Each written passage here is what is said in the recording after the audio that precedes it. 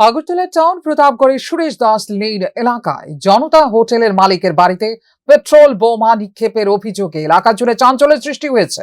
অভিযোগ, গভীর রাতে দুই যুবক বাড়ির সামনে এসে পেট্রোল বোমা ছুড়ে দ্রুত ঘটনাস্থল ছেড়ে পালিয়ে যায়।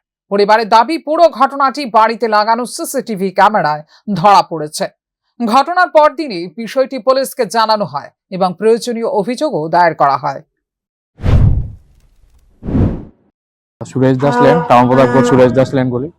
আমাদের হচ্ছে জনতা হোটেলের বাড়ি। এটা সবচেয়ে সবাই চেনে আমাদের এই বাড়ি, মানে গলিতে রিনাউন্ড ফ্যামিলি। আমরা জনতা হোটেল, শ্রীনিকেতন, নীলকমল, লোকনাথ পোশাকালয়, আমরা চার ভাই মিলে থাকি আর কি।